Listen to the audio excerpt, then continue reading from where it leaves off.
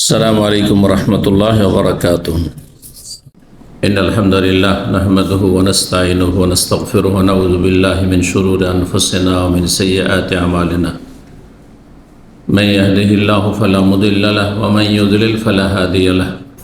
وأشهد أن لا إله إلا الله وحده لا شريك له وأشهد أن محمدا عبده ورسوله صلى الله تعالى عليه وعلى آله وصحبه وسلم تسليما كثيرا. يا أيها الذين آمنوا اتقوا الله حق تقاته ولا تموتن إلا وأنتم مسلمون.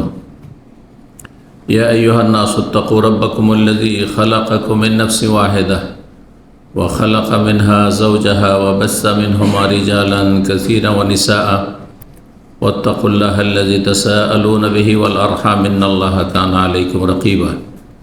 يا أيها الذين آمنوا اتقوا الله وقولوا قولا سديدا يصلح لكم أعمالكم ويغفر لكم ذنوبكم ومن يطع الله ورسوله فقد فاز فوزا عظيما. أما بعد فإن خير الحديث كتاب الله وخير الهدي هدي محمد صلى الله عليه وسلم وشر الأمور محدثاتها وكل محدثة بدعة وكل بدعة ضلالة وكل ضلالة في النار. أعوذ بالله من الشيطان الرجيم. الحمد لله الذي أنزل على عبده الكتاب ولم يجعل له عوجا. সম্মানিত ভাতৃমণ্ডলী, আল্লাহ রাব্বুল আলামিনের প্রশংসা এবং প্রিয় নবী সাল্লাল্লাহু আলাইহি সাল্লামের উপর অসংখ্য সালাত এবং সালামের পর আজ বৃহস্পতিবার 20 জিলকাদা 1447 হিজরি মোতাবেক 7 মে 2026 আমাদের ধারাবাহিক বিষয়ভিত্তিক আলোচনা আমরা ধারাবাহিক শুরু করেছি। গত সপ্তাহ থেকে কিছু গুরুত্বপূর্ণ জিকির আজকারের ফজিলত সম্পর্কে, বিশেষ খাস জিকির যেগুলির বিশেষ বিশেষ ফজিলত রয়েছে, মহত্ব রয়েছে, যেগুলি আমরা জানলে সেই জিকিরগুলির ক্ষেত্রে আমরা আমাদের গাফিলতি দূর করে আমরা সচেতন হব, সক্রিয় হব এবং তাতে বেশি বেশি আমরা সময় লাগিয়ে অল্প মেহনতে অনেক বেশি অশেষ প্রতিদান নেকি হাসিল করতে পারবো। আল্লাহ যেন আমাদের সকলকে তৌফিক দান করে। কিছু ইবাদত বন্দেগী এমনই আছে মেহনত একেবারে কম, স্বল্প মেহনতে অনেক বেশি লাভ। এটা দুনিয়ার ক্ষেত্রে মানুষরা বুঝে, যত কম মেহনত পরিশ্রম করতে হয় আর যত বেশি আয় উপার্জন করা যায় এটা যথেষ্ট বুঝেন আপনারা। কিন্তু স্বল্প মেহনতে অনেক বেশি নেকি করা যায়, যেটি আখিরাতের মূল সম্বল, যেখানে টাকা পয়সা দিরহাম দিনার কিছুই থাকবে না, সেখানে কাজে আসবে একমাত্র আপনার নেকি, আপনার সওয়াব। আর যদি সেটি অল্প মেহনতে হয় আর নেকির পরিমাণ অনেক বেশি হয়, তাহলে তো আপনি ভাগ্যবান। এতে যদি সময় লাগাতে পারেন। সেগুলির কিছু কিছু ফরজ রয়েছে। ফরজ একেবারে হালকা ফরজ, কোনো কষ্ট হয় না, না শারীরিক কষ্ট হয়, না মানসিক কষ্ট হয়, না আর্থিক কোনো খরচা করতে হয়, কষ্ট হয়, কেন অনেককে পয়সা খরচ করতে কষ্ট লাগে। অল্প মেহনত, তেমন মেহনতই না, বরং তাতে আরো প্রশান্তি লাভ হয়, আরো শান্তি। যত আপনি সেই ইবাদত করবেন তত বেশি আপনি মানসিক, শারীরিক, পারিবারিক, সার্বিক শান্তি পাবেন। আপনি অল্পতে পরিতুষ্টি আসবে। তা হচ্ছে জিকরুল্লাহ তাআলা, মহান আল্লাহর স্মরণ। আলা বিযিকরিল্লাহি তাতমাইন্নুল কুলুব। আল্লাহর জিকির আজকারে মানুষের মনে প্রশান্তি আসে। আর গুরুত্বপূর্ণ একটি জিকির হচ্ছে তাহমিদ, আলহামদুলিল্লাহ পাঠ করা। গত সপ্তাহে তাসবিহ নিয়ে আলোচনা করেছি, ফাজাইলে তাসবিহ। আজকে ফাজাইলে তাহমিদ, আলহামদুলিল্লাহ বলার ফজিলত। একদিনে আমরা শেষ করতে পারবো না, শুধু আজকে অল্প ফজিলত বয়ান করব। আরেকটি ক্ষেত্র রয়েছে আলহামদুলিল্লাহ বা সুবহানাল্লাহ, আল্লাহু আকবার ক্ষেত্রগুলি, বিশেষ বিশেষ গুরুত্বপূর্ণ ক্ষেত্র আছে। যদি তসবির ক্ষেত্রে কিছু ক্ষেত্র গত সপ্তাহে আমরা আলোচনা করেছি, কিন্তু আলহামদুলিল্লাহ সম্পর্কে দেখলাম যে অনেক জায়গা আছে যেখানে আলহামদুলিল্লাহ বলা সুন্নাত। সেই জায়গাগুলি একদিনের আমাদের এই সীমিত আলোচনায় করলে অসম্পূর্ণ থাকবে, তাই ইনশাআল্লাহ তাআলা আগামীতে সেটা পুরা করা যাবে। আজকে শুধু ফাজাইলে হামদ, ফাজাইলে তাহমিদ মানে আলহামদুলিল্লাহ বলা, আলহামদুলিল্লাহ বলার ফজিলত 10টি দিক ইনশাআল্লাহ তাআলা আপনাদের সামনে পেশ করব। ফজিলতের আল্লাহ রাব্বুল আলামিন এই তার প্রশংসা, তার হামদ ও সানা গুণগান এত বেশি পছন্দ করেন যে কোরআনে কারীম শুরুই করেছে রব্বুল আলামিন আলহামদুলিল্লাহ রাব্বিল আলামিন, আলহামদুলিল্লাহ রাব্বিল আলামিন। কোরআনে কারীমের সূচনা আলহামদুলিল্লাহ দিয়ে, মানুষের শেষ গন্তব্যস্থানে পৌঁছা, তা হচ্ছে জান্নাত। এই জন্য আবুল বাশার মানব জাতির পিতা আদম আলাইহিস সালামকে সৃষ্টি করে আল্লাহ প্রথম জান্নাতে রেখেছেন। আল্লাহ চূড়ান্ত ফয়সালা আছে যে জান্নাতে স্থায়ী না, এখানে এখন স্থায়ী হওয়ার জন্য দুনিয়া থেকে মেহনত করে আসতে হবে।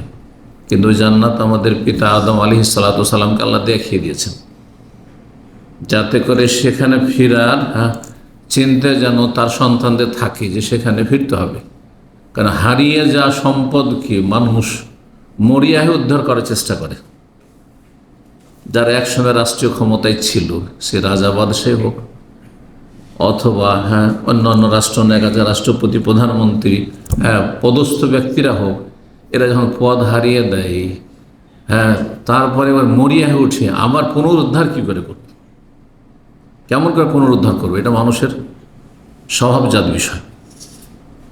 কিন্তু যাদের বংশ পরম্পরা জানে, আমার 14 পুরুষ আমি জানি, আমার আর কেউ রাজা বাদশাহ ছিল না আমাদের, তা আমাদের অত ফিকির নেই সেখানে পৌঁছা, রাজত্বে পৌঁছার। কিন্তু যাদের জানে যে আমার দাদা, দাদার বাপ, দাদার দাদা কেউ রাজা ছিল, বাদশাহ ছিল, তো রাষ্ট্রপতি ছিল, প্রধানমন্ত্রী ছিল, ওরে বাপ, সেটা উদ্ধার করার জন্য মরিয়া হয়ে সবসময় থাকবে, সবসময় চিন্তা থাকবে। হারিয়ে যাওয়া বস্তু সবাই উদ্ধার করার চেষ্টা করে। তো এই কথাটি যদি মনে থাকে মানুষের, তাহলে জান্নাতকে ভুলে যাবে না। জান্নাতকে একটি ভুলের কারণে আমাদের পিতা আদম আলাইহিস সালাম হারিয়ে দিয়েছেন, সেখানে পৌঁছিতে হবে। তার জন্য আল্লাহ রাব্বুল আলামিন আমাদেরকে দিক নির্দেশনা দিয়েছেন যে এই হারিয়ে যাওয়া সম্পদ কি করে ফিরিয়ে পাবে। তা হচ্ছে আল্লাহ রাব্বুল আলামিনের ইবাদত বন্দেগী করার মাধ্যমে আল্লাহর রহমত লাভ করা, আল্লাহর সন্তুষ্টি অর্জন করা। আল্লাহর রহমত ছাড়া জান্নাত পাওয়া যাবে না, আর আল্লাহর রহমত ঈমান আমল ছাড়া পাওয়া যাবে না। তো যখন জান্নাতেরা চলে যাবে গন্তব্যস্থানে, শেষ, আসল টার্গেটে পৌঁছে গেছে যখন, আর এরপরে আর অন্য কোনো টার্গেট নেই, খালিদিনা ফিহা আবাদা, চিরস্থায়ী সেখানে। তখন জান্নাতীরা গিয়ে কি বলবে? প্রথম আল্লাহ ওয়া আখিরু দাওয়ানা আনিল হামদুলিল্লাহি রাব্বিল আলামিন, আমাদের সর্বশেষ দোয়া, সর্বশেষ দোয়া, জি আলহামদু দোয়া, বরং সবচেয়ে উত্তম দোয়া হাদিস আসছে, কি বলবে? আলহামদুলিল্লাহি রাব্বিল আলামিন। সফরে থাকেন, সফরতে যখন নিজের বাড়িতে ফিরে আসেন, যে প্রবাসে আছেন, যখন বাড়ি যাবে অনেকদিন পর, 2 বছর 3 বছর পরে অনেকে বাড়ি যাচ্ছেন, বাড়িতে আলহামদুলিল্লাহ, মাতৃভূমিতে ফিরে এসেছি, নিজের গ্রামে আত্মীয় স্বজন, আপনজন, প্রিয়জন, পরিবার পরিজনের কাছে ফিরে এসেছি। ওয়া আখিরু দাওয়ানা আলহামদুলিল্লাহি রাব্বিল আলামিন। আল্লাহ রাব্বুল কোরআনে কারীমের বহু আয়াতে, প্রথম পয়েন্টটি বলছি, ফজিলতের বহু আয়াতে এত গুরুত্বপূর্ণ আল্লাহর প্রশংসা, হামদ, যে বহু আয়াতে নিজের প্রশংসা বর্ণনা করেছেন, তার বান্দাদেরকে, আমাদেরকে শেখানোর জন্য। আল্লাহ কেন আলহামদুলিল্লাহ দিয়ে শুরু করলেন? তারপরে বেশ কিছু সূরা কোরআনে কারীমের শুরু হয়েছে আলহামদুলিল্লাহ দিয়ে, শেষ হয়েছে আলহামদুলিল্লাহ। অনেক আয়াতে এই আলহামদু রয়েছে, আল্লাহর প্রশংসা রয়েছে। কি জন্য? আমাদেরকে শেখানোর জন্য। কারণ আল্লাহ যদি আমাদের না শিখাই দিত, আমরা কিছুই জানতাম না। ওয়া আল্লামা আদম আল আসমা কুল্লাহা। আমরা যখন মাতৃগর্ভ থেকে দুনিয়াতে এসেছিলাম, তারপরে যখন ধীরে ধীরে আমাদের বাকশক্তি ফুটলো, কথা বলতে শিখলাম, তখন কোনটাকে কি বলে এইটা আশেপাশে মা আছে, বাবা আছে, কিছু মা বাবার কাছ থেকে, কিছু ভাই বোনের কাছ থেকে, কিছু আশেপাশে যাদের সাথে খেলাধুলা করে কচিকাচারা মুখ ফুটতে তাদের কাছ থেকে শিখে না এমনিতে নয় যে এমনিতে শিখে গেছে। এটার নাম কি, এটার নাম কারোর কাছে যদি না শোনে তো বলতে পারবে না যে নাম কি। হ্যাঁ, এই যেটা পানি, এটাও শিখেছে কারো কাছে, প্রথম কানে এসছে যেটার নাম পানি, এটা পানির বোতল, এই শব্দগুলো আল্লামা আদম আল আসমা কুল্লাহা। আদম আলী সাল্লামকে আল্লাহ সমস্ত নাম শিখে, আদম কার কাছে শিখবেন? কোনো মানুষ তো নেই, এই জন্য আল্লাহ সব নাম শিখিয়ে দিয়েছিলেন। আল্লাহ আদমকে ব্যতিক্রম যে আল্লাহ স্বয়ং শিখিয়েছেন সমস্ত কিছুর নাম পৃথিবীতে। এই যে গাছপালা আছে, পাহাড় পর্বত আছে চারপাশে, একা আদম জানেন না কোনটাকে কি বলে, সব শিখিয়েছেন আল্লাহ রাব্বুল আলামিন। কোনটা কোন পশু, কোন পাখি, কোনটার নাম কি, কোন গাছের নাম কি, ইত্যাদি ইত্যাদি, আল আসমা কুল্লাহ। আর এই জ্ঞানের ভিত্তিতে, এলমের ভিত্তিতে তাকে আল্লাহ সম্মানিত করেছেন। এলমের সম্মান বেশি, এই জন্য ফেরেশতারা নূরের তৈরি হলো, তারা সেজদা করেছেন আদম আলী সালামকে। কিসের জন্য? মর্যাদা কিসের মাধ্যমে? এলমের মাধ্যমে। জি।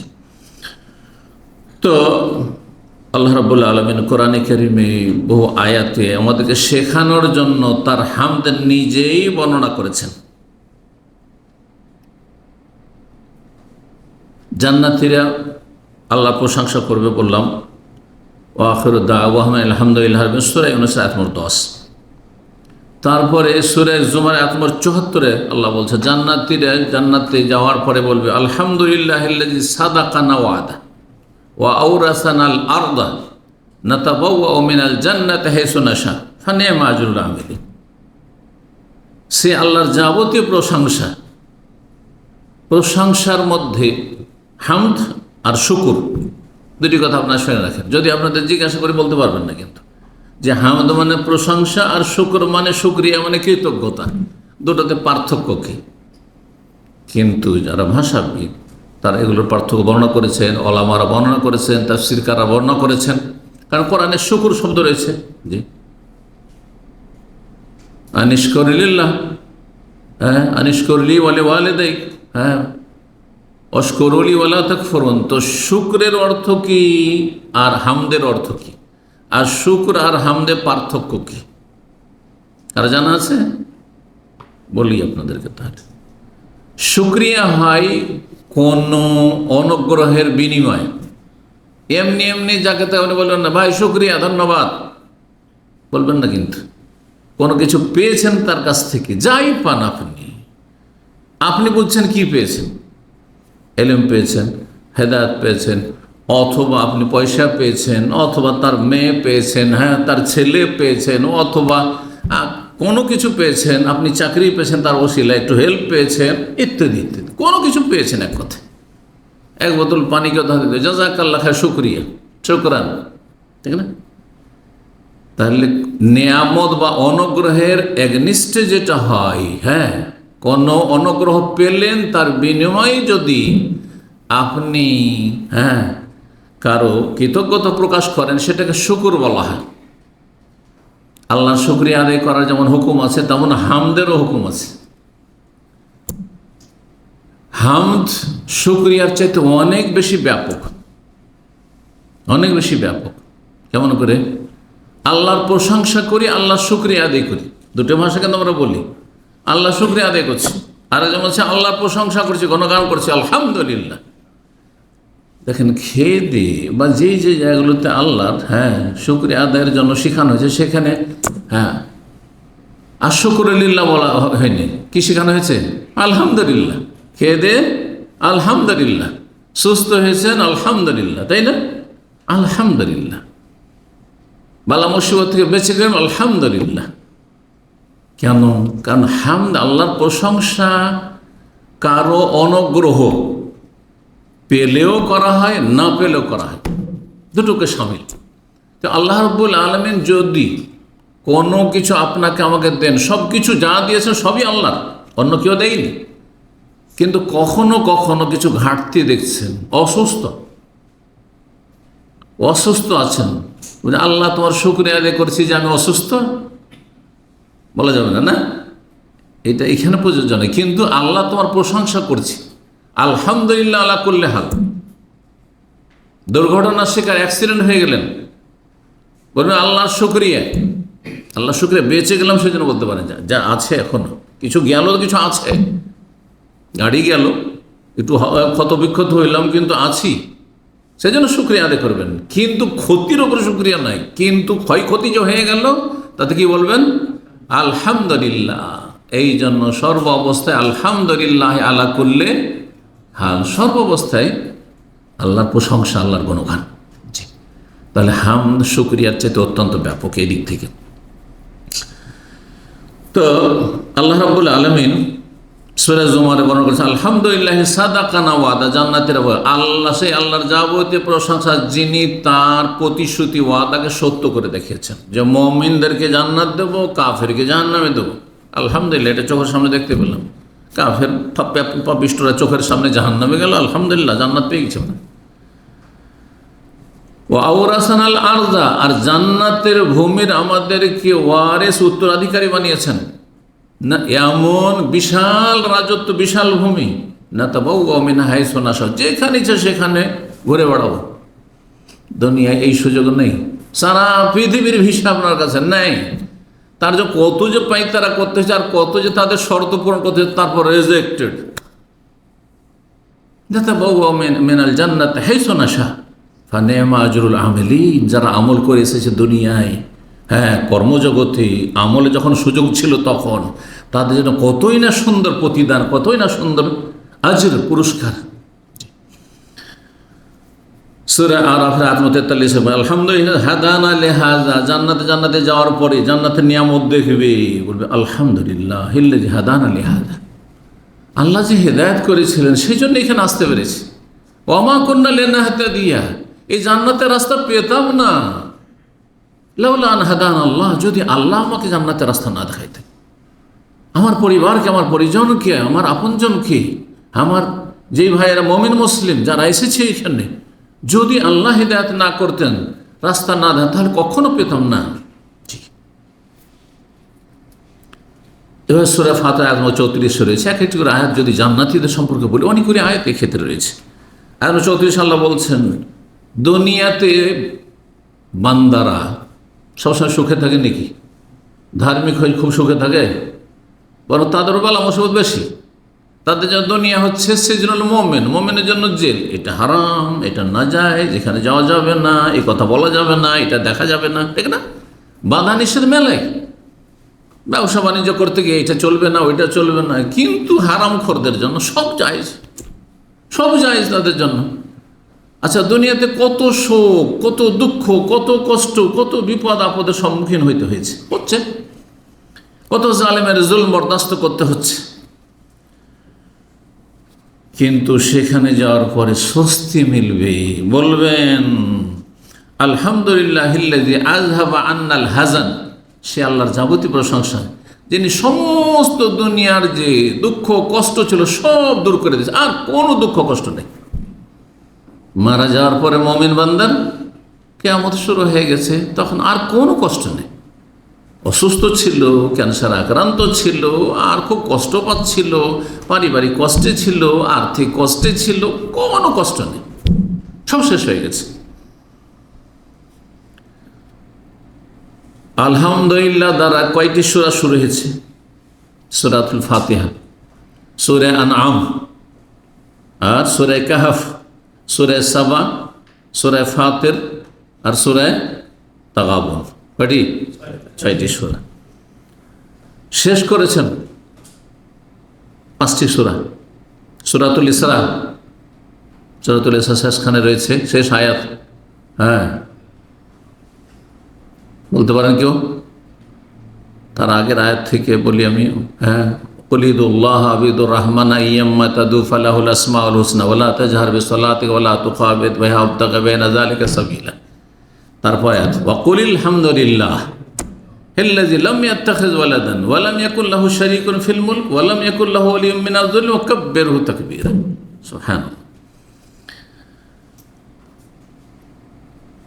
সূরা নামলের শেষখানে রয়েছে, সূরা কাসাসের শেষখানে রয়েছে, সূরা সাফাতের শেষে রয়েছে সুবহানা রাব্বিকা রাব্বিল ইজ্জাতি আম্মা ইয়াসিফুন ওয়া সালামুন আলাল মুরসালিন ওয়াল হামদুলিল্লাহি রাব্বিল আলামিন। আল্লাহু আকবার।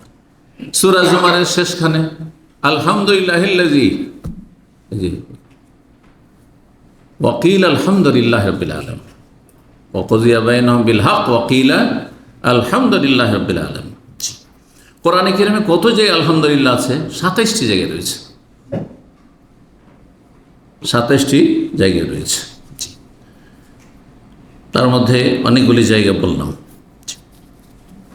দ্বিতীয় আলহামদুলিল্লাহর ফজিলত, আলহামদুলিল্লাহ বাক্যটি নেকির পাল্লাকে ভর্তি করে দিবে। সুবহানাল্লাহ, ভরপুর করে দিবে, ফুল করে দিবে। অথচ ছোট্ট আলহামদুলিল্লাহ কয় সেকেন্ড লাগলো? 2-3 সেকেন্ড। আলহামদুলিল্লাহ আলহামদুলিল্লাহ আলহামদুলিল্লাহ আলহামদুলিল্লাহ উচ্চারণ ঠিক করবেন কিন্তু।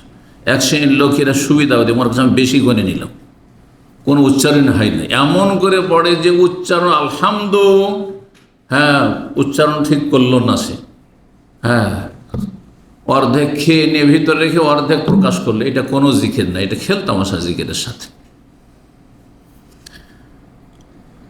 এই মর্মে হাদিস আবু মালিক আশআরী রাদিয়াল্লাহু তাআলা আনহু বর্ণিত, রাসূলুল্লাহ সাল্লাল্লাহু আলাইহি ওয়াসাল্লাম বলেন আত-তাহুরু শাতরুল ঈমান, পবিত্রতা, ওযু, গোসল, তায়াম্মুম, যখন যে অবস্থা, এটি হচ্ছে ঈমানের অর্ধেক। কারণ ঈমান টিকানোর জন্য সালাত, নামাজ শর্ত, নামাজ নাই ঈমান নেই। আর নামাজ হবে, নামাজ নির্ভরশীল কিসের ওপর? তাহারাত, ওযুর ওপর। সুতরাং ওযু হচ্ছে ঈমানের অর্ধেক। আলহামদুলিল্লাহ তামলাউল মিজান, আর আলহামদুলিল্লাহ নেকির পাল্লাকে ভারী করে দেবে, ভরপুর করে দেবে। শুধু ভারী করে দেবে না, ঝুঁকিয়ে দেবে নয়, ভরপুর করে দেবে, পূর্ণ, কোনো খালি থাকবে না। আর কি চাই? আল্লাহু আকবার। যেমন তেমন কথা না। ও সুবহানাল্লাহ আলহামদুলিল্লাহ, আর সুবহানাল্লাহর সাথে আলহামদুলিল্লাহ বললেন তামলাআনি আও তামলাউ মা বাইনাস সামাওয়াতি ওয়াল আরদ, আসমান জমিন সব কিছু ভরপুর করে দেবে নেকিতে। আল্লাহু আকবার। ওয়াসসালাতু নূর, নামাজ হচ্ছে মানুষের জ্যোতি, যেই জ্যোতির সাথে থাকলে হাসরের মাঠে কোনো অন্ধকার সামনে দেখবে না, যার ফলে সহজে জান্নাত চলে যাবে। আর যারা বেনামাজি তারা অন্ধকারে নিমজ্জিত থাকবে, দিশাহারা থাকবে, সুতরাং যেতে পারবেন না, জাহান্নামে নিক্ষিপ্ত হবে ওই অন্ধকারে। ও সাদাকাত বুরহান, যে জাকাত দিয়েছে, জাকাত সাদাকাত, জাকাতকে সাদাকাও বলা হয়, আর নফল দানকে সাদাকা বলা হয়। যদিও আমরা বাংলা ভাষা, উর্দু ভাষায় জাকাত মানে ফরজ আর সাদকা মানে নফল দান, খায়রাত না।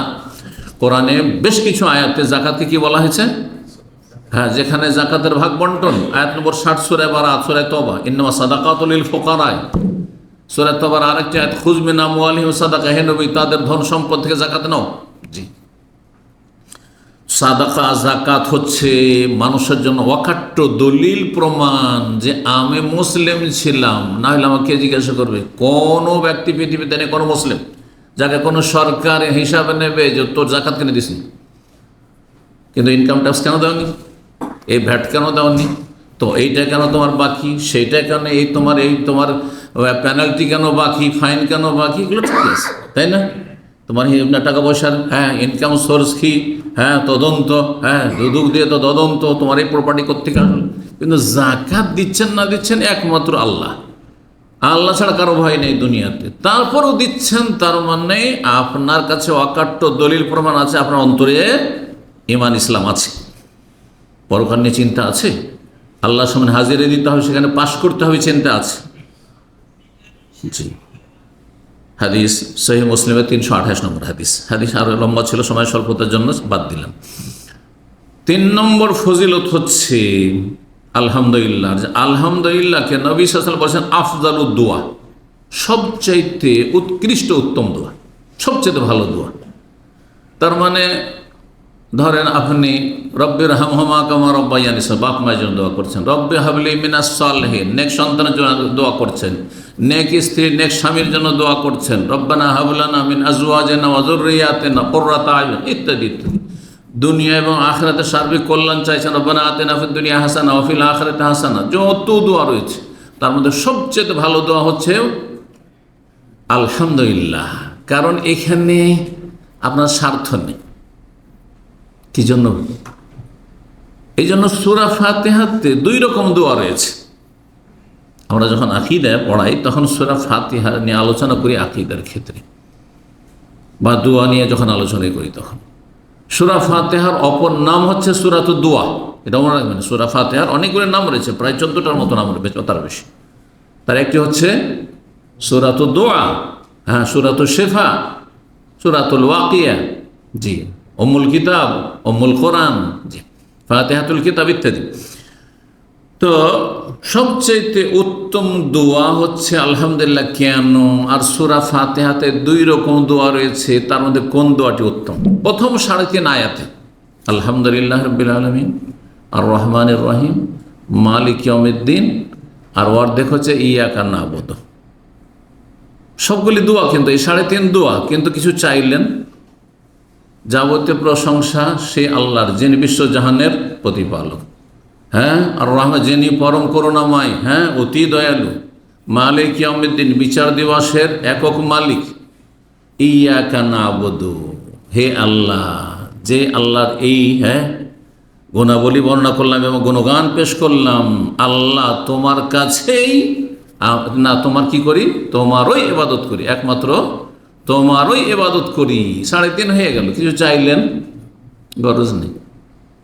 কারোর সাথে দেখা সাক্ষাৎ করলেন, আর দেখা সাক্ষাৎ করার পরে, হ্যাঁ, ভালো মানুষ, খুব তার প্রশংসা করলেন, কিন্তু আবার প্রশংসা এমন করিয়েন না যে সেটা তোষামুদ হয়, হ্যাঁ, চাটুকারিতা হয়, চামচামি হয়, এটা যেন না থাকে, অবাস্তব না হয়, মোবালাগা বাড়াবাড়ি অতিরঞ্জন না হয়, আর বাস্তব কথা বলে আবার তাকে ধ্বংস করিয়েন না, এটাও না।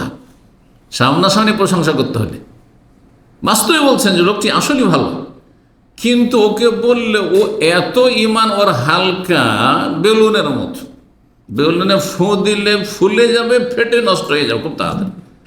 আর যদি ফু না দিয়ে এমনি যদি রাখেন, হাওয়া ছাড়া রাখেন, তো বছর বছর থাকতে পারে। বুঝতে পারছেন না? ঠিক ওই রকমই অধিকাংশ মুসলিম হচ্ছে ওই রকম দুর্বল ইমানের। ইমান থাকলেও যদি একটু প্রশংসা করেন তো বেরোর মতো ভুলে গিয়ে বাস্ট হয়ে ইমান নষ্ট করে ফেলবে। এত আত্ম অহংকার, দাম্ভিকতা চলে আসবে যে হামচুনি দিগার নিস্ত। এটা ফার্সি বললাম, যেহেতু ছোটকালের 3টা ক্লাসে ফার্সি পড়েছি।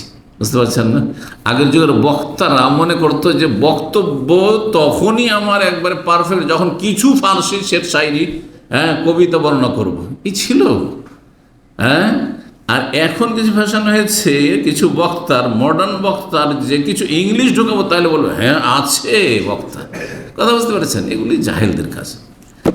কিন্তু কথা প্রসঙ্গ বললাম, এটার অর্থ হচ্ছে আমার মতো কেউ নেই।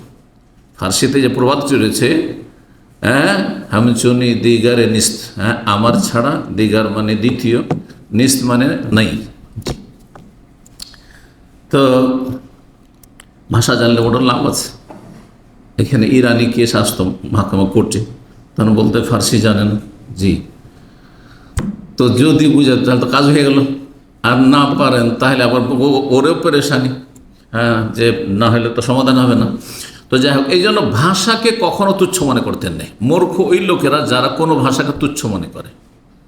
হ্যাঁ, এখন আরবি ভাষা ছাড়া অন্য ভাষা তুচ্ছ ভাষা, অথবা উর্দু ভাষা ছাড়া অন্য ভাষা, হ্যাঁ, গুরুত্বলেস ভাষা, তুচ্ছ ভাষা, অথবা বাংলা ভাষা আমার মাতৃভাষা, অন্য ভাষার আমি কোনো মূল্যায়ন করি না।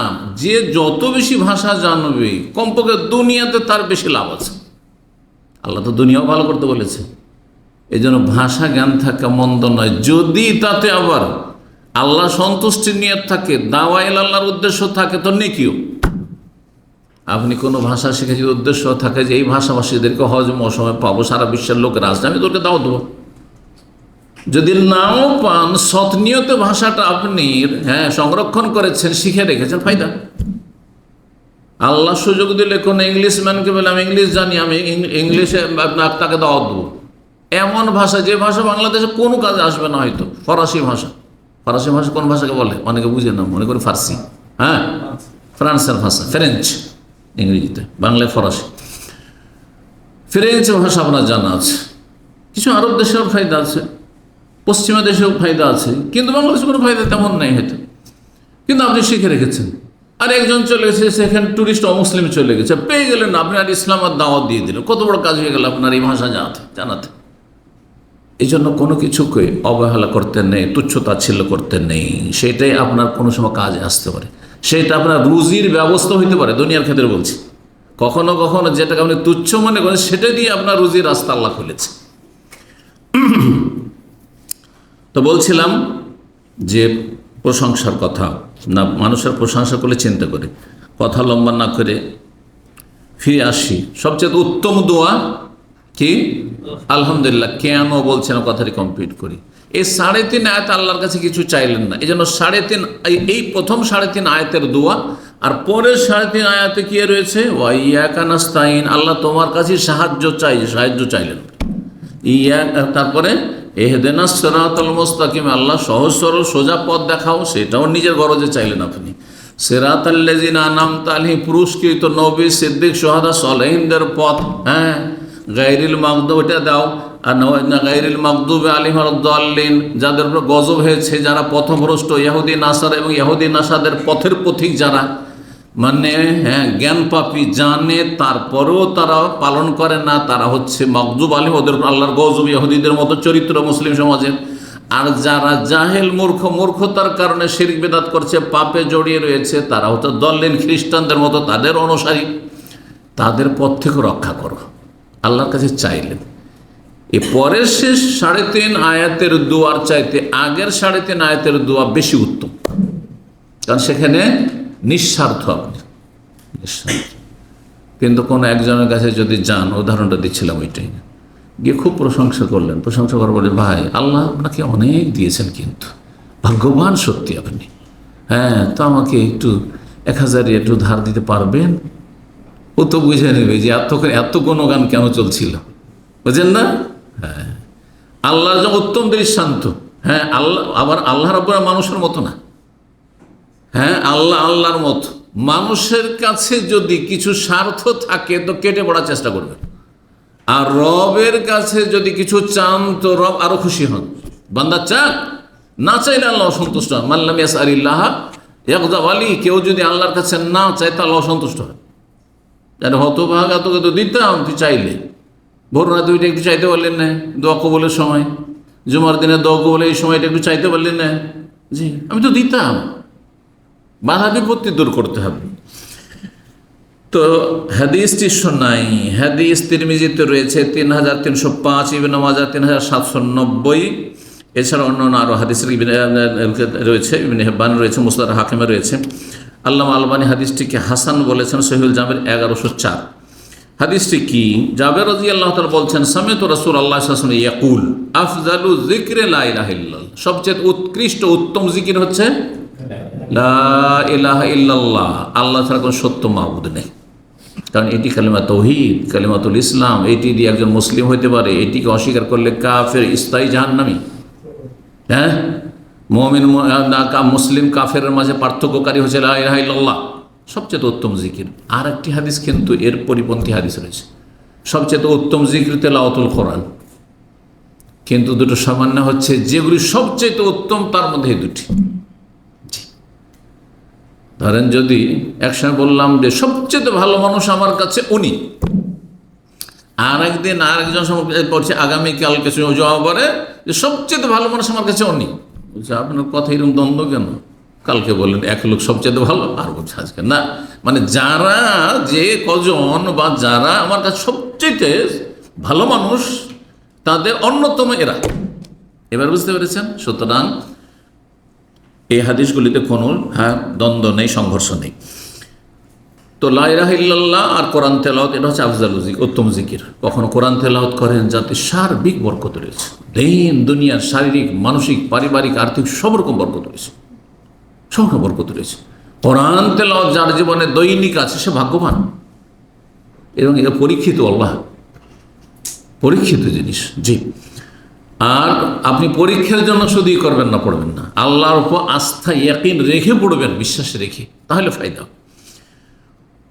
তো উত্তম জিকির হয়ে গেল সবচেয়ে কি লা ইলাহা ইল্লাল্লাহ আর কোরআন তেলাওয়াত। আর এই হাদিসের আফজালুদ দুআ ওয়া আফজালুদ দুআ আলহামদুলিল্লাহ, সবচেয়ে উৎকৃষ্ট উত্তম দোয়া হচ্ছে, শ্রেষ্ঠ দোয়া হচ্ছে আলহামদুলিল্লাহ।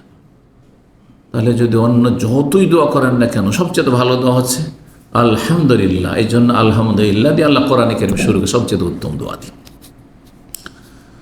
আল্লাহ যদি প্রশংসা করেন তাহলে আল্লাহ এমনি দেবেন, আল্লাহর গুণগান করলে আল্লাহ এমনি দেবেন। জি,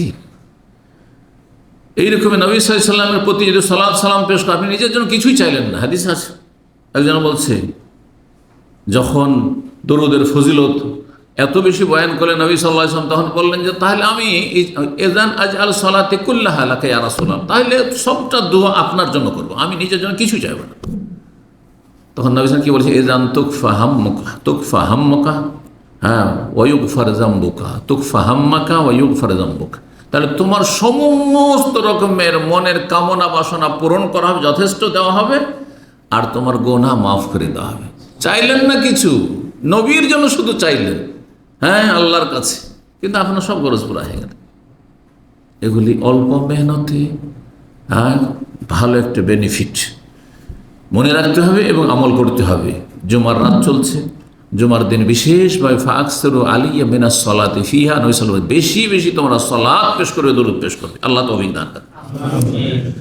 4 নম্বর ফজিলত, হাসরের মাঠে নবী সাল্লাল্লাহু আলাইহি ওয়াসাল্লামের হাতে একটি বিশেষ ঝান্ডা পতাকা থাকবে, তার নাম হবে কি জানা আছে? লিওয়াউল হামদ, প্রশংসার ঝান্ডা, প্রশংসার ঝান্ডা। হাদিস শুনে আবু সাঈদ খুদরি রাদিয়াল্লাহু তাআলা আনহু বলছেন, রাসূলুল্লাহ সাল্লাল্লাহু আলাইহি ওয়াসাল্লাম বললেন, আনা সাইয়্যিদু ওয়ালাদি আদম ইয়াউমাল কিয়ামা, কিয়ামতের দিন আমি সমস্ত আদম সন্তানদের কি হব? সরদার বা নেতা বা প্রধান হব, সবচেয়ে শ্রেষ্ঠ ব্যক্তি। ওয়ালা ফাখরা, এটি কোনো গৌরবের জন্য বলছি না, বাস্তব কথা, আল্লাহর ওহী, সুতরাং মানুষকে জানাতে হবে, জানানো ফরজ। ওয়াবিয়াদি লিওয়াউল হামদে ওয়ালা ফাখরা, আর আমার হাতে প্রশংসার হামদের ঝান্ডা পতাকা থাকবে, ওয়ালা ফাখরা, কোনো ফখর গৌরবের কথা নয়। ওমা মিন নবিয়্যিন ইয়াউমাইযিন আদম ফামান সাইল্লা তাহাতা লিওয়াই, যে কোনো নবী আদম হোক অথবা অন্য কোন নবী রাসূল হোক, নূহ, মূসা, ঈসা, ইব্রাহিম, এমনকি নবী সাল্লাল্লাহু আলাইহি ওয়াসাল্লামের পূর্বপুরুষ ইব্রাহিম, ইসমাইল, ইসহাক, ইয়াকুব, যেই কেউ হোক না কেন, সমস্ত নবী রাসূলগণ কার পতাকা তলে অবস্থান করবেন? ইল্লা তাহাতাল লিওয়াই, আমার সেই ঝান্ডা পতাকার তলায় অবস্থান করবেন, আমার নেতৃত্বে সব থাকবে। ওয়া আনা আউয়ালু মান তানশাকু আনহুল আরদু, আর সর্বপ্রথম কবর যার ফেটে উঠবে হাসরে বিচার দিবসে হাজির হওয়ার জন্য, তিনি হচ্ছে আমি সেই ব্যক্তি। ওয়ালা ফখরা, এটি কোনো গৌরবের বিষয় নেই। মুসনাদ আহমদ, তিরমিজি, ইবনে মাজাহর হাদিস। হাদিসটি আলবানী সহিহুল জামের 1468 নম্বরে হাদিসটিকে সহিহ বলেছেন। 5 নম্বর যে বিষয়টি, নবী সাল্লাল্লাহু আলাইহি ওয়াসাল্লামের জীবনে দেখা যায় যে সবচেয়ে বেশি যে ইবাদতটি করেছেন জিকির আজকারের মধ্যে, মানে জিকিরের মধ্যে মেলা জিকির, তার মধ্যে সবচেয়ে বেশি পরিমাণ যে জিকিরটি করেছেন সেটি হচ্ছে আলহামদুলিল্লাহর সাথে তসবিহ বা তসবিহর সাথে আলহামদুলিল্লাহ, হ্যাঁ, প্রশংসা বিজড়িত, হ্যাঁ, তসবিহ। সুবহানাল্লাহি ওয়া বিহামদিহি, কখনো সুবহানাল্লাহি ওয়া বিহামদিহি, কখনো সুবহানাল্লাহি ওয়া বিহামদিহি সুবহানাল্লাহিল আযীম, আর কখনো অন্য অন্য ভাষা, বিভিন্ন ভাষায় এসছে। যেমন রুকু সিজদাতে নবী সাল্লাল্লাহু আলাইহি ওয়াসাল্লাম সুবহানাকা আল্লাহুম্মা রব্বানা ওয়া বিহামদিকা আল্লাহুম্মা গফিরলি, সহিহ বুখারী এবং সহিহ মুসলিমের হাদিস এটি। 6 নম্বর যে বিষয়টি ফজিলতের, আলহামদুলিল্লাহর ফজিলত, সেটি হচ্ছে আলহামদুলিল্লাহ বললে মানুষের গোনা মোচন হয়, গোনা ঝরে পড়ে। গোনা যদি আপনি ঝরাতে চান, পরিষ্কার পরিচ্ছন্ন হতে চান, তাহলে গোনা থেকে পাপের বোঝাকে যদি নামিয়ে ফেলতে চান, ক্লিন হতে চান, তাহলে বেশি বেশি আল্লাহর কি করবেন? প্রশংসা করবেন তসবিহর সাথে। এই মর্মে হাদিস রয়েছে কয়েকটি, আবু হুরায়রা রাদিয়াল্লাহু তাআলা আনহু বর্ণিত একটি হাদিস, নবী সাল্লাল্লাহু আলাইহি ওয়াসাল্লাম বলেন, মান ক্বালা সুবহানাল্লাহি ওয়া বিহামদিহি ফি ইয়াউমিন মিআত মাররা, যেই ব্যক্তি প্রতিদিন 100 বার করে কি করবে? সুবহানাল্লাহি ওয়া বিহামদিহি বলবে, আল্লাহর কি করছি? তাসবিহ পাঠ করছি তার প্রশংসার সাথে সাথে, হামদের সাথে সাথে। এটা যে করবে, হুত্তাত খাতায়াহু, তার গুনাহগুলি ঝরিয়ে দেওয়া হবে, পরিষ্কার পরিচ্ছন্ন করে দেওয়া হবে। ওয়াইন কানাত মিসলা জাবাদিল বাহরি, যদিও সাগর মহাসাগরের ময়লা আবর্জনার সম পরিমাণ হোক না কেন, ফেনার সমান হোক না কেন, সাগরে কত ময়লা আবর্জনা জমে আছে, কত জায়গায় ভাসমান হয়ে আছে, কত ফেনা, ঢেউয়ের কারণে ফেনা হয়ে আছে, এত পরিমাণ যদি তার গুনাহ থাকে, তবু সেগুলো ক্ষমা করে দেবেন রব্বুল আলামিন। সুবহানাল্লাহি ওয়া বিহামদিহি যদি 100 বার বলেন, 4.5 মিনিট লাগবে, মাত্র, বেশি লাগবে না। সুবহানাল্লাহি ওয়া বিহামদিহি, সুবহানাল্লাহি ওয়া বিহামদিহি, সুবহানাল্লাহ। মসজিদে যাচ্ছেন, আপনার মসজিদ যেতে 5 মিনিট লাগবে, আপনি চুপচাপ কেন আছেন? অভ্যাস করেন। মসজিদে ফিরে আসছেন, ধরেন মসজিদে যাওয়ার সময় হয়তো বলেন, কেউ কথা বলছেন, মসজিদে ফিরার সময়, যে কোনো সময়, কাজে যাচ্ছেন, গাড়িতে আছেন, আপনি এমনি বসে আছেন, একটা সিগন্যালে আপনার 5 মিনিট, কমপক্ষে 4-5 মিনিট, আর অনেক সময় যদি একবার থেমে যেতে হয় আর 10 মিনিট, এমনি বসে আছেন আপনি, আর এদিক সে তাকাচ্ছেন, কারো মেজাজ গরম হচ্ছে, কারো ভুলভাল দেখে একটা গাল বেরিয়ে গেল মুখ দিয়ে, উল্টো গুনহার বোঝা। তা না করে আপনি নিজেকে ভালো কাজে মশগুল রাখেন। সুবহানাল্লাহি ওয়া বিহামদিহি, সুবহানাল্লাহি ওয়া বিহামদিহি, সুবহানাল্লাহি ওয়া বিহামদিহি, আস্তাগফিরুল্লাহ ওয়া আতুবু ইলাইহি ইত্যাদি। লা হাওলা ওয়ালা কুওয়াতা ইল্লা বিল্লাহ। বহু জিকির আজকার রয়েছে। মাত্র 4 মিনিট, 4.5 মিনিটে আপনি এত নেকি পাচ্ছেন, আপনি যে সমস্ত গুনাহ ঝরিয়ে দেওয়া হবে। কাবিরা গুনাহ যদি হয় আপনার জীবনে, তাহলে তওবা তার সাথে করতে হবে, তওবা যোগ করেন, মাফ হয়ে যাবে। আর সাগীরা গুনাহ যতই থাকে না কেন, সব মাফ হয়ে যাবে। নবী সাল্লাল্লাহু আলাইহি সাল্লামের এই হাদিস। দ্বিতীয় হাদিসের মর্মে আরেকটি শোনাই। এই হাদিস সহিহ বুখারীতে রয়েছে 5926, আর সহিহ মুসলিমে 4857। আর একটা হাদিস, সেটিও আবু হুরায়রা বর্ণনা করছেন, বলছেন রাসূলুল্লাহ সাল্লাল্লাহু আলাইহি ওয়াসাল্লাম বলেন, মান কালা হিনা ইউসবিহু ইয়ামসি, কেউ যদি সকাল আর বিকেল, সকাল সন্ধ্যা, বিকেল বলতে আসর থেকে নিয়ে আপনি মাগরিব পর্যন্ত পড়েন, এটি বেশি উত্তম। যদি ভুলে যান, মাগরিব পরে পড়ে নেন। সকাল ফজর হয়েছে সুবহ সাদেক থেকে শুরু করে মাথার উপর সূর্য আসার আগ পর্যন্ত সকাল যেহেতু বলা হয়, যে কোনো সময় পড়ে নিতে পারেন, যত তাড়াতাড়ি সকাল সকাল পড়ে নেবেন তত ভালো। যদি কেউ সকাল সন্ধ্যা সুবহানাল্লাহি ওয়া বিহামদিহি বলে, আল্লাহ তসবিহ করলো, আল্লাহর হামদ প্রশংসার ফজিলত, মিআতা মাররা, 100 বার, লাম ইয়াতি আহাদুন ইয়াউমাল কিয়ামাতি বিআফযালা মিম্মা, তার চাইতে বেশি ভালো নেকি নিয়ে, বেশি পরিমাণ নেকি নিয়ে কেউ হাসর মাঠে আসতে পারবে না। ইল্লা আহাদুন ক্বালা মিসলা মা ক্বাল আও যাদা আলাইহি, তবে কেউ যদি আপনার মতো সেম করে বা আপনার চাইতে বেশি, আপনি 100 বার পড়েছেন, আর একজন 150 পড়েছে, 200 পড়েছে, 500 পড়েছে, তখন সে এগিয়ে যাবে। না হলে আপনার চাইতে বেশি নেকি নিয়ে কেউ যেতে পারবে না। সহিহ মুসলিমের 4858 নম্বর হাদিস। 7 নম্বর ফজিলত আলহামদুলিল্লাহ, তা হচ্ছে জান্নাত মানে কি? জান্নাতের শাব্দিক অর্থ কি? জান্নাত মানে বাগান, জান্নাত মানে বাগান। এই জন্য জান্নাতকে কোনো জায়গায় এক বচন বলা হয়েছে, কারণ বাগান বললে একটা গাছ দিয়ে বাগান হয় না, অনেক গাছ হলে বাগান হয়। আর জান্নাত বলা হয়েছে মানে বহুমুখী, বহু রকমের ফলারির বাগান। সেই জন্য শুধু আম বাগান না, আর শুধু আপনার আপেল বাগান না, আর শুধু আপনার খেজুর বাগান না, বরং সব রকম ফল মূলের বাগান থাকবে। সেজন্য জান্নাতিন তাজরি মিন তাহতিহাল আনহার, বহু বাগান বিশিষ্ট। এর অর্থ কি করে থাকেন যারা অনুবাদক, বহু বাগান বিশিষ্ট, তাহলে সেখানে বহু বাগান রয়েছে, আর বহু রকমের ফলের বাগান রয়েছে। জান্নাতের গাছ যা আছে তো আছে, আর আরও চান আপনি, কে চায় না বাগান? কারো যদি 10 বিঘা 20 বিঘা, আমাদের অঞ্চলে আম বাগান খুব বেশি, আম বাগানে কিন্তু ঢুকে যায়, এত বিশাল বিশাল বাগান আছে, এপার থেকে ওপার কিছুই দেখা যায় না। আম বাগানে কেউ কাউকে শেষ করে দিলে কোনো হদিস পাবেন না, একই বাগানের ভেতরে এক সাইডে আপনি আছেন, কিছুই জানতে পারবেন না, এত বিশাল বিশাল বাগান, কোনো কিছু দেখা যায় না। তো আর আরব দেশে যারা খেজুর বাগান দেখেছেন, বিশাল বিশাল বাগান, তারা তো জানেন। তো জান্নাতে আপনি এক একবার সুবহানাল্লাহ বলা, এক একবার আলহামদুলিল্লাহ বলে, মানে একটা জান্নাতে আপনার যে জান্নাত, সেই জান্নাতে একটা গাছ রোপণ করলেন। গাছ কি করলেন? রোপণ করলেন। জি, এই মর্মে হাদিস শোনাই আব্দুল্লাহ মাসউদ রাদিয়াল্লাহু তাআলা আনহু বলেন, তিনি বলছেন রাসূলুল্লাহ সাল্লাল্লাহু আলাইহি ওয়াসাল্লাম বলেছেন, লাকিতু ইব্রাহিম লাইলাতা উসরিয়া বি, আমি সাক্ষাৎ করলাম ইব্রাহিম আলাইহিস সালাতু ওয়াস সালামের সাথে আমার নৈশ ভ্রমণের রাতে, মেরাজের রাতে। জমিনি সফরকে ইসরা বলা হয়, আর আকাশের সফরকে মেরাজ বলা হয়। মেরাজ মানে চড়া, আরাজ আরাজ হয়ে যায় চড়ার, আপনার সিঁড়ি বা লিফটকে মেরাজ। আর আপনার আসরা ইউসরি সুবহানাল্লাযী আসরা বিআবদিহি মানে রাতের ভ্রমণ। এই রাতে যে আমাকে ভ্রমণ করানো হয়েছিল 7 আসমানের ওপর, তাতে ইব্রাহিম আলাইহিস সালামের সাথে সপ্তম আকাশ মোলাকাত হয়েছে। নবী সাল্লাল্লাহু আলাইহি ওয়াসাল্লাম বলছেন, তিনি আমার পিতা ইব্রাহিম আলাইহিস সালাম বলেন, ইয়া মুহাম্মদ, হে মুহাম্মদ সাল্লাল্লাহু আলাইহি ওয়াসাল্লাম। ছেলের নাম ধরে ডাকবেন না, কিন্তু আমার আপনার জন্য হারাম, জায়েজ নয়, আল্লাহ কোরআন নিষেধ করেছেন। সাহাবায়ে কেরাম কেউ এটা করতেন না, ইয়া রাসূলুল্লাহ, ইয়া নবী আল্লাহ, এইভাবে বলতেন, ইয়া হাবিব আল্লাহ, এভাবে বলতেন।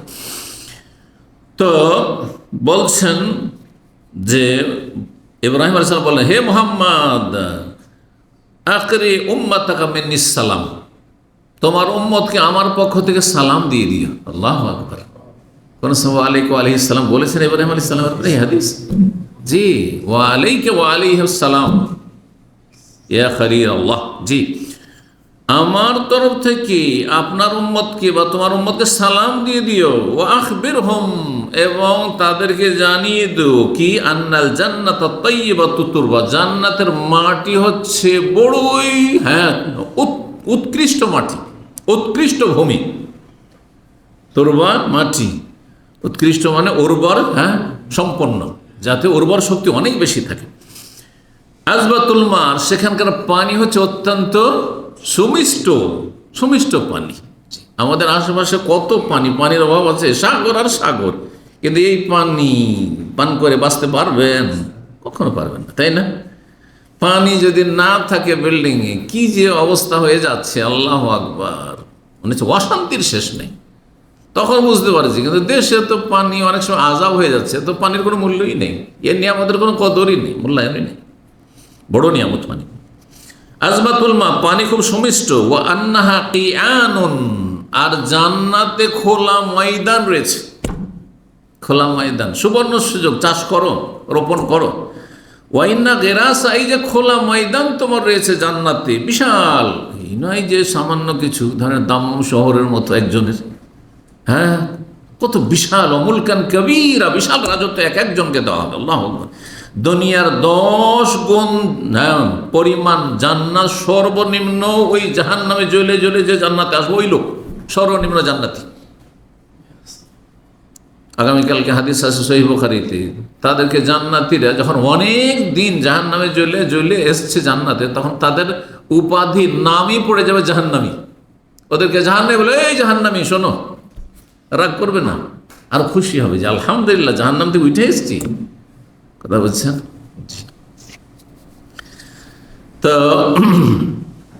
সেখানকার ওয়াইন্না গিরাসাহা, আর সেখানে গাছের বাগানের যে গাছের রোপণ, সেটা কি দিয়ে হবে? সুবহানাল্লাহ বললে একটা গাছের রোপণ হয়ে গেল, আলহামদুলিল্লাহ বললেন একটা গাছ রোপণ করলেন আপনি। জি, চারা রোপণ করা, বুঝলেন তো? চারা রোপণ করা, আমের চারা রোপণ করেছেন কেউ?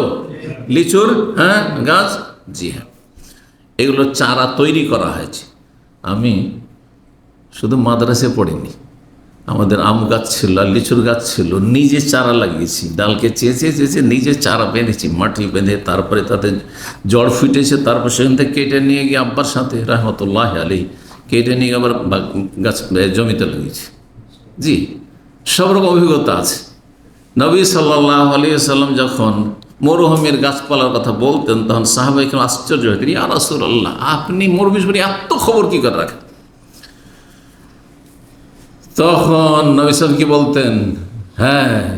সাহাবীরা বলতেন, তাহলে মনে হচ্ছে যে আপনি বকরি চড়িয়েছেন মাঠে, মাঠে আপনি বকরি চড়িয়েছেন। তখন কি বলেছেন নবী সাল্লাল্লাহু আলাইহি ওয়াসাল্লাম? ওয়া মা মিন নাবিয়্যিন ইল্লা ওয়াকাদ রাআহা, এমন কোন নবী নেই যে বকরি ছাগল চড়ায়, সবাই বকরি রাখাল ছিল। চড়িয়েছে। সুতরাং মাঠে ময়দানে কোন ঘাস পাত থাকে তা অভিজ্ঞতা আছে, ওই রকমই। জি, তো এই ছিল হাদিস। আর সুবহানাল্লাহ বলে একটা গাছ লাগানো হয়ে গেল, আলহামদুলিল্লাহতে একটা গাছ রোপণ হয়ে গেল, লা ইলাহা ইল্লাল্লাহ বলে একটা গাছ রোপণ হয়ে গেল, আল্লাহু আকবার বলেন এক গাছ রোপণ হলো। তাহলে 100 বার সকালে আমি পরীক্ষা করে দেখেছি 8-10 মিনিট লাগবে, বেশি লাগবে না, 10 মিনিটের বেশি লাগবেই না, যত আস্তে ধীরে পড়ে না। সুবহানাল্লাহ আলহামদুলিল্লাহ লা ইলাহা ইল্লাল্লাহ আল্লাহু আকবার, সুবহানাল্লাহ আলহামদুলিল্লাহ লা ইলাহা ইল্লাল্লাহ আল্লাহু আকবার, 100 বার। কতটি গাছ লাগা হয়ে গেল? 400 হয়ে গেল। 4টা বাক্য আর 100 বার করে হলো, তাহলে কত হয়ে গেল? 400 গাছ। 400 গাছের বাগান 10 মিনিটের মধ্যে হয়ে গেল, রোপণ করা হয়ে গেল। আল্লাহু আকবার। তিরমিজিতে হাদিসটি রয়েছে 3384 নম্বর হাদিসটিকে আল্লামা আলবানী রাহিমাহুল্লাহ সহিহুল জামির 5152, হাদিসটিকে হাসান বলেছেন। 8 নম্বর ফজিলত, আলহামদুলিল্লাহ হচ্ছে আল্লাহর কাছে সবচাইতে প্রিয় বাক্য। আলহামদুলিল্লাহ বলে যখন আল্লাহর প্রশংসা করবেন, আল্লাহর কাছে এটি সবচেয়ে প্রিয় যে কয়েকটি বাক্য রয়েছে তার অন্যতম। এই মর্মে সামরা বিন জুনদুব রাদিয়াল্লাহু তাআলা আনহু বর্ণিত হাদিস রয়েছে সহিহ মুসলিমের 3985 নম্বর হাদিস। বলছেন রাসূলুল্লাহ সাল্লাল্লাহু আলাইহি ওয়াসাল্লাম বলেন, আহাব্বুল কালামি ইলাল্লাহি আরবা, সবচেয়ে প্রিয় বাক্য হচ্ছে আল্লাহর কাছে 4টি, সুবহানাল্লাহি আলহামদুলিল্লাহি ওয়া লা ইলাহা ইল্লাল্লাহ আল্লাহু আকবার। হ্যাঁ, তাসবিহ আর তাহমিদ, তাহলিল, লা ইলাহা ইল্লাল্লাহ তাহলিল আর তাকবীর। এই নামগুলো শুনে রাখেন, কারণ অনেকে হয়তো তসবিহটা বুঝে, তকবীর বুঝে, কিন্তু তাহমিদ বললে, তাহমিদ আবার কি? আলহামদুলিল্লাহ বলতে হবে। তাহমিদ মানে আলহামদুলিল্লাহ বলা, আর তাহলিল মানে লা ইলাহা ইল্লাল্লাহ বলা। জি। তারপরে নবী সাল্লাল্লাহু আলাইহি ওয়াসাল্লাম বলছেন যে সিরিয়াল মেনটেন করতে হবে। কি বলছেন? না, লা ইয়াদুররুকা বিআইহিন্না বাদাত, তোমার কোনো ক্ষয়ক্ষতি নেই, কোনো পার্থক্য পড়বে না, যেটা দিয়েছে সেটা দিয়ে শুরু করো। আগে সুবহানাল্লাহ বলো, না আলহামদুলিল্লাহ বলো, না আগে লা ইলাহা ইল্লাল্লাহ দিয়ে শুরু করো, না আল্লাহু আকবার দিয়ে শুরু করো, কোনো অসুবিধা নেই। সহিহ মুসলিমের হাদিস। আর ওই মর্মে হাদিস রয়েছে মুসনাদ আহমদে, যাতে রয়েছে ইন্নাল্লাহ ইস্তাফা মিনাল কালাম আরবা, আল্লাহ কথার মধ্যে 4টি কথাকে, 4টি বাক্যকে সব বিশেষভাবে মনোনীত করেছেন। ওখানে আহাব্বুল কালাম রয়েছে, এখানে রয়েছে মনোনীত করেছেন, মানে পছন্দ করেছেন, আল্লাহর চয়েসের পছন্দনীয় বাক্য। সেগুলি কি? সুবহানাল্লাহ আলহামদুলিল্লাহ লা ইলাহা ইল্লাল্লাহ আল্লাহু আকবার। জি, সেখানে অতিরিক্ত আরও ফজিলত রয়েছে, সেটি শুনে রাখেন যে আলহামদুলিল্লাহ বলে কতটি নেকি। বলছেন যে সুবহানাল্লাহ বলবে কুতিবাত লাহু বিহা 20 হাসানা, 20 নেকি। আলহামদুলিল্লাহ সুবহানাল্লাহ বললেন, কি হলো? 20 নেকি। ওয়া হুত্তা আনহু 20 সাইয়্যা, আর কয়টি গুনাহ মাফ হলো? 20টি গুনাহ ঝরিয়ে ফেলা হলো। ওমান কাল আল্লাহু আকবার, কেউ যদি আল্লাহু আকবার বলে তো ফামিসলু যালিক, এইরকমই 20টি নেকি, 20টি নেকি হলো 20টি, আর 20টি গোনা মাফ হইল। ওমান কালা লা ইলাহা ইল্লাল্লাহ ফামিসলু যালিক, যে লা ইলাহা ইল্লাল্লাহ বলবে অনুরূপ পাবে, মানে 20টি নেকি হলো, 20টি গোনা মাফ হলো। ওমান কালা আলহামদুলিল্লাহি রাব্বিল আলামিন, যে বলবে মিন কিবারি নফসি, নিজের পক্ষ থেকে বলল, জি, কুতিবা লাহু বিহা 30 হাসানা, 30 নেকি লেখা হলো। ওয়া হুত্তা আনহু বিহা 30 সাইয়্যা, 30টি গুনাহ ঝরিয়ে ফেলা দাও, মাফ করে দাও। সুবহানাল্লাহ, চিন্তা করতে হয়। আলহামদুলিল্লাহর বিশেষ ফজিলত পেলাম মুসনাদ আহমদ। আল্লামা আলবানী হাদিসটিকে সহিহুল জামির 1718 হাদিস নাম্বার, তাতে সহি বলেছেন হাদিসটি। কোনো জয়ীফ হাদিস আমরা আলহামদুলিল্লাহ বর্ণনা করি না। জি, তবে অনিচ্ছাকৃত যদি ভুল হয়, মানুষ মতে ভুল হইতে পারে। 9 নম্বর ফজিলত, তা হচ্ছে বান্দা যখন রবের প্রশংসা করে আলহামদুলিল্লাহ বলে, আল্লাহ সন্তুষ্ট হয়ে যান, আল্লাহ রাজি হয়ে যান। আল্লাহর নিয়ামত, আল্লাহ অনেক কিছু দিয়েছেন, অনেক কিছু দিয়েছেন, হয়তো অনেক সময় হক আদায় করতে পারছেন না ঠিকভাবে। আলহামদুলিল্লাহ যখন বলবেন, অন্তর থেকে বলবেন, আর মুখ দিয়ে উচ্চারিত হবে, শুধু মুখে বলবেন না, বরং অন্তর থেকে, সেটা অন্তরস্থল থেকে বলতে হবে। তাতে আল্লাহ কি হয়ে যান? সন্তুষ্ট হয়ে যান। সহিহ মুসলিমের 4915 নম্বর হাদিস, আনাস বিন মালিক রাদিয়াল্লাহু তাআলা বর্ণনা করেছেন। তিনি বলেন, রাসূলুল্লাহ সাল্লাল্লাহু আলাইহি ওয়াসাল্লাম বলেছেন, ইন্নাল্লাহ লা ইয়ারদা আনিল আবদি, আল্লাহ বান্দার উপর সন্তুষ্ট, রাজি হয়ে যান। কখন? আইয়াকুল আকালাতা, খাবার খেলেন আপনি, দিনে কতবার খাবার খাচ্ছেন? হালকা খান, বেশি খান, কম খান? আজকালকার মানুষ তো 5 মিনিট 10 মিনিট পর কিছু না কিছু খেতেই আছেন। একবার একটু চকলেট খেলেন, তো আরেকবার একটু কফি খেলেন, আরেকবার চা খেলেন, তো আরেকবার আর কিছু খেলেন, হ্যাঁ জুস খাচ্ছেন। সুবহানাল্লাহ। খেজুর খেলেন, তো আবার নাট খেলেন, এটা সেটা করতে আছেন। মানে আপনার নিজে আপনি বলতে পারবেন যে আমি কয়বার কত মুখ নাড়া দিয়েছি, কত কি খেয়েছি। যখনই কিছু খেলেন ফায়াহমাদহু আলাইহা, তার উপর আল্লাহর প্রশংসা করলো, আলহামদুলিল্লাহ বললো। আও ইয়াশরাবু শারবাতা, অথবা এক ঢোক পানি খেলো। কতবার পানি খাচ্ছি আমরা, কতবার পানি পান করছেন আপনি? ইয়াশরাবু শারবাতা, এক ঢোক পানি পান করলেন, একটু আগে পানি পান করলাম শুরুতে যে। ফায়াহমাদু আলাইহা বললেন আলহামদুলিল্লাহ। এতে কি হয়ে যান? আল্লাহ ইন্নাল্লাহা লা ইয়ারযা আনিল আবদি, বান্দার উপর আল্লাহ সন্তুষ্ট রাজি হয়ে যান, আর আল্লাহ নারাজ না যে আমি আল্লাহর হক আদায় করলাম না, আল্লাহর নিয়ামত ভোগ করলাম, হক আদায় করলাম না, হক আদায় করলাম। 10 নম্বর ফজিলত, স্বয়ং ইমাম বুখারী রাহিমাহুল্লাহ একটি অধ্যায় দিয়ে ফজিলতটি বর্ণনা করেছেন। সহিহ বুখারীতে রয়েছে, সহিহ বুখারীতে অধ্যায় নিয়ে এসছেন, সেই হাদিসের অংশকে কোট করে ইমাম বুখারী রাহিমাহুল্লাহ হাদিসটি সনদ সহ নিয়ে আসেননি, এই জন্য যে ইমাম বুখারী রাহিমাহুল্লাহ শর্ত খুব কড়া, শক্ত কড়া ছিল, যার ফলে অনেক সহিহ হাদিস তার শর্তের নিম্নে থাকায় তিনি হাদিসে সেটিকে জায়গা দেননি, কিন্তু সে হাদিসে ইঙ্গিত করে যে একটা সহিহ হাদিস আছে, অন্য হাদিসের কিতাবে সেটি আছে। হাদিসটি শোনাই, ফজিলতটি শুনেন আগে। ইমাম বুখারী কি বলছেন? এই অধ্যায় বাবু তাইমে শাকিরে মিসলু সাইমে সাবির, এই অধ্যায় হচ্ছে ইমাম বুখারী বলছেন যে শুকরগুজার খানেওয়ালা, যে খাবার খেলো, আহার গ্রহণ করলো, আর কি করলো? শুকরিয়া আদায় করলো, বলো আলহামদুলিল্লাহ। খেয়ে দিয়ে আরে দোয়া না জানা থাকে আপনার, বিশেষ বিশেষ যে দোয়াগুলি রয়েছে, শুধু কি বলবেন? আলহামদুলিল্লাহ, এ কথা বলবেন। এতটুকু যদি বলেন, শুকরিয়া আদায় করলেন আহারকারী ব্যক্তি, আর আরেকজন সেই দিনে, যেই দিনে এই লোক আহার করলো, সেই ব্যক্তি সিয়াম পালন করলো, রোজা রাখলো। যে রোজা রাখলো, সারাদিন পানাহার থেকে সবর করে ধৈর্য ধারণ করে থাকলো। খিদে লেগেছে, তারপর ধৈর্য ধরে আছে, পিপাসা লেগেছে, তবুও ধৈর্য ধরে আছে, সুন্দরী রমণী রয়েছে, যুবক মানুষ, চাহিদা রয়েছে, প্রয়োজন রয়েছে শারীরিক, তারপর ধৈর্য ধারণ করে রয়েছে। একজন নফল রোজার ক্ষেত্রে, ফরজের ক্ষেত্রে না। ফরজ সবাইকে, যার রোজা ফরজ করতে হবে, কিন্তু নফল রোজা অনেকের জন্য করা সম্ভব হয় না। এই কথাটি ভালো করে রাখেন। অনেক ভাইরা আছেন, আমরাও তার মধ্যে, যে কেউ হয়তো আমার চাইতে বেশি রোজা রাখতে পারছে, কারণ আমার সমস্যা আছে বা আপনার সমস্যা আছে।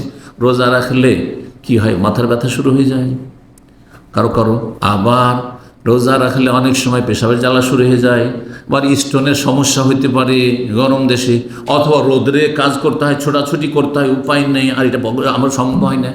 আর আরেকজন অফিসে আরামসে বসে থাকে, অথবা বাড়িতে বসে থাকে, রিটায়ার হয়ে বসে আছে, রোজা রাখছে। একজন রোজাদার যে ধৈর্য ধারণ করলো পানাহার থেকে আর যৌনাচার থেকে, এর ফজিলত। আর আরেকজন ব্যক্তি রোজা রাখতে পারছে না, নফল সোমবারে, বৃহস্পতিবারে বা সওয়ালে 6 রোজা রাখতে পারলো না, ইত্যাদি ইত্যাদি, এইসব রোজাগুলি, নফল সুন্নাত রোজাগুলি রাখতে পারলো না। সেই ব্যক্তি খাবার খেলো দিনে 3 বার করে, কিন্তু যখনই খেলো, যখনই পান করলো, তখন বললো আলহামদুলিল্লাহ, সমান সমান নাকি? সুবহানাল্লাহ। জি, আমল করবেন। যা রোজা রাখতে পারছেন না, খাচ্ছেন, কি করব? আল্লাহ পারছি না। আমার সাথে আশেপাশে অনেকে সোমবার বৃহস্পতি রোজা রাখছে, অনেকে 6 রোজা রাখলো, আমি তো পারলাম না। আল্লাহ, আপনি শুকরিয়া আদায় করেন, সমান নাকি পেয়ে যাবেন। স্পষ্ট হাদিস। এই হাদিসের দিকে ইঙ্গিত করছে ইমাম বুখারী রাহিমাহুল্লাহ অধ্যায়ে, সেই অংশটুকু নিয়েছে, হাদিসের অংশ। হাদিসটি শুনিয়ে দিই। আবু হুরায়রা রাদিয়াল্লাহু তাআলা বলছেন, কালা রাসূলুল্লাহ সাল্লাল্লাহু আলাইহি ওয়াসাল্লাম, রাসূল বলেন, আত-তাইমুশ শাকির কাস-সাইমিস সাবির। কোন রিওয়ায়াতে কাস-সাইমিস সাবির রয়েছে, কোন রিওয়ায়াত বিমানজিলাতিস সাইমিস সাবির, মানে একই অর্থ, কাছাকাছি এইভাবে রয়েছে। কোন রিওয়ায়াতে রয়েছে মাসাল, কামাসাল, এইভাবে রয়েছে আস-সাইমিস সাবির। মুসনাদ আহমদের হাদিস, তিরমিজি, ইবনে মাজাহ, মুস্তাদরাক হাকিমের হাদিস। আল্লামা আলবানী সহিহুল জামের 3942 নম্বরে হাদিসটিকে সহিহ বলেছে, সহিহ হাদিস। আত-তাইমুশ শাকির, শুকরগুজার, আহার গ্রহণকারী, খানেওয়ালা, আর আরেকজন ধৈর্যশীল রোজাদার, তার মতো, এই লোক এই লোকের মতো পেট পুরে খেলো সারাদিন, কিন্তু আল্লাহ শুকরিয়া আদায় করে আলহামদুলিল্লাহ পাঠ করলো, যখনই খেলো, যখনই পান করলো, আলহামদুলিল্লাহ। আর এই ব্যক্তি সারাদিন রোজা রেখেছে, ধৈর্য ধারণ করেছে, সমান মিশল। হ্যাঁ, সমান। নবী সাল্লাল্লাহু আলাইহি ওয়াসাল্লাম বলছেন কাসাইম সাবির। 10টি পুরা করে দিয়েছি যে ওয়াদা করেছিলাম। আর একটি কথা বলে শেষ করি, সেটা না বলে অসম্পূর্ণ থাকবে। আমাদের জীবনে নিত্য নতুন নিয়ামত, আল্লাহর অনুগ্রহ, আল্লাহর দান যখন তখন আসতে থাকছে। যারা চাকরিজীবী, হঠাৎ করে বেতন বাড়লেন, এ মাসে আপনি ওভারটাইম পেলেন, মোটা অঙ্কের, অথবা কমিশন পেলেন, অথবা আপনার প্রতিদিন কিছু না কিছু খুশির খবর আসতেই থাকে। আলহামদুলিল্লাহ, ছেলে আমার অসুস্থ ছিল, সুস্থ হয়েছে, পারিবারিক সমস্যা ছিল, সমস্যা দূর হয়েছে, অথবা আলহামদুলিল্লাহ, মানে যে কোনো নিয়ামত, নিত্য নতুন প্রতিদিন নিয়ামত আসতে আছে। ছেলেটা মাশাআল্লাহ ভালো রেজাল্ট করেছে, তারপরে এই হয়েছে, সে হয়েছে, ছেলেটা অমুক এতে ইউনিভার্সিটিতে চান্স পেয়েছে, অথবা অমুক জায়গায় চান্স পেয়েছে, ছেলেটা হাফেজ কোরআন হয়েছে, আজকে পাশ করেছে, ইত্যাদি। যে কোনো নিত্য নতুন নিয়ামত যখনই আপনি দেখবেন যে আমার জীবনে এসেছে, তখনই আল্লাহর শুকরিয়া আদায় করবেন। এতে হবে কি, লাইন শাকারতুম লাযিদান্নাকুম। শুকরিয়া আদায় করলে, আল্লাহর গুণগান করলে আল্লাহ আরও বৃদ্ধি করে দেবেন। এই মর্মে হাদিস, কারণ শুকরিয়ার আলোচনা যেহেতু আজকাল নয়, হাদিস হামদের, আলহামদুলিল্লাহ ফজিলত বলি। যে কোনো কিছু আসলো, আলহামদুলিল্লাহ আজকে আমার বেতন বেড়েছে, আলহামদুলিল্লাহ আজকের নিয়ামত যে আজকে আমি দাসটায় আসতে পেরেছি। অনেকে আসতে পারেন না, পাশে আছে, সামনে আছে, কথা বুঝতে পেরেছেন, সেন্টারে চাকরি করে, নসিব হয় না, আপনি দূর থেকে আসতে পারেন, বলুন আলহামদুলিল্লাহ আমি সহি সালামত আসতে পেরেছি। আনাস রাদিয়াল্লাহু তাআলা আনহু বলছেন, কালা রাসূলুল্লাহ সাল্লাল্লাহু আলাইহি ওয়াসাল্লাম, রাসূলুল্লাহ সাল্লাল্লাহু আলাইহি ওয়াসাল্লাম বলেছেন, আনাস বিন মালিক রাদিয়াল্লাহু তাআলা, নবী সাল্লাল্লাহু আলাইহি ওয়াসাল্লাম 10 বছর খাদ্য তিনি বলছেন, কালা রাসূলুল্লাহ সাল্লাল্লাহু আলাইহি ওয়াসাল্লাম, রাসূলুল্লাহ বলেছেন, মা আনআমাল্লাহু আলা আবদিন নি'মাতান, কোন বান্দার ওপর আল্লাহ যখন কোন নিয়ামত দান করেন বা দিয়ে থাকেন, কোন বান্দাকে অনুগ্রহ করে থাকেন, ফাকালা, যে কোনো নিয়ামত আসলে নিত্য নতুন নিয়ামত, আজকে এটা পেয়েছি, এই সপ্তাহে এটা হয়েছে, এই মাসে এটা পেয়েছি, ফাকালা, তখন বলো আলহামদুলিল্লাহ। কি বললো? আলহামদুলিল্লাহ। যখন আলহামদুলিল্লাহ বললেন, ইল্লা কানাল্লাযী আতাহু আফযালা মিম্মা আখাযা, আল্লাহ যদি আমার আপনার থেকে কিছু নিয়ে থাকেন, মানে কিছু ঘাটতি কমতি, অসুখ বিসুখ, বিপদ আপদ আছে, তার চাইতে অনেক বেশি উৎকৃষ্ট সেটা হয়ে যায় যখন আপনি তার উপর আল্লাহর হামদ করেন, আলহামদুলিল্লাহ বলি। তার মানে আল্লাহ তুমি অনেক কিছু নিয়েছো, কিন্তু অনেক কিছু দিয়েছো, আলহামদুলিল্লাহ। তখন হবে কি, যে আপনার যেটা ঘাটতি হয়েছে তার চাইতে অনেক বেশি বেনিফিট, অনেক বেশি লাভ এতে হয়েছে। তার একটা দিক হচ্ছে আপনার বালা মুসিবতগুলো হালকা হয়ে যাবে, আস্তে আস্তে বিপদ আপদ দূর হয়ে যাবে, ঝুঁকি টেনশন যা আছে দূর হয়ে যাবে। ইবনে মাজার 3795 নম্বর হাদিস, আল আলবানী সহিউল জামের 5563 নম্বরে হাদিসটিকে সহি বলেছেন। ওয়াইন তাউদ্দু নি'মাতাল্লাহি লা তুহসুহা, আল্লাহ নিয়ামতকে যদি গণনা করো শেষ করতে পারবে না। কত নিয়ামত প্রতিদিন আসছে, ঘুম হয় না অনেকের, প্রতিদিন ঘুম হয় না। আজকে আলহামদুলিল্লাহ ঘুমটা হয়েছে, শরীরের স্বস্তি আছে, মন মেজাজটা ভালো আছে, নিত্য নতুন নিয়ামত না, আজকের এটি নিয়ামত, আলহামদুলিল্লাহ আজকে ঘুমটা হয়েছে, আলহামদুলিল্লাহ খুব ক্লান্ত ছিলাম, আলহামদুলিল্লাহ খুব শরীরটা খারাপ করছিল, আজকে আলহামদুলিল্লাহ সুস্থতা অনুভব করছি, আলহামদুলিল্লাহ। যে কোনো ক্ষেত্রে যখনই আলহামদুলিল্লাহ বলবেন, আল্লাহ সন্তুষ্ট হবেন এবং আল্লাহ রাব্বুল সে নিয়ামতকে লাযিদান্নাকুম বৃদ্ধি করে দেবেন। আল্লাহ বুঝার তৌফিক দান করেন, আমল করার তৌফিক দান করেন, আল্লাহ শুকরিয়া আদায়ের তৌফিক দান করেন, আল্লাহর গুণগান করার তৌফিক দান করেন, আল্লাহ সন্তুষ্টি অর্জনের তৌফিক দান করেন, আল্লাহ রাব্বুল আলামিন জান্নাতুল ফিরদৌস দান করেন, জাহান্নামের আযাব থেকে, কবরের আযাব থেকে, দুনিয়ার আযাব শাস্তি, বালা মুসিবত থেকে, জালেমের জুলুম থেকে আল্লাহ আমাদেরকে হেফাজত করেন। মুসলিম ভাই বোনরা যে যেখানে রয়েছেন, বিশেষ করে যারা মজলুম, জুলম অত্যাচারের শিকার হচ্ছেন, আল্লাহ তাদের হেফাজত করেন, আল্লাহ তাদের খাস মদত করেন, তাদের ভুল ত্রুটি অন্যায় জুলম অত্যাচার পাপ থাকলে আল্লাহ দিনের দিকে ফিরে আসা তাদের তৌফিক দান করেন। সুবহান রাব্বিকা রাব্বিল ইজ্জাতি আম্মা ইয়াসিফুন ওয়া সালামুন আলাল মুরসালিন ওয়াল হামদুলিল্লাহি রাব্বিল আলামিন।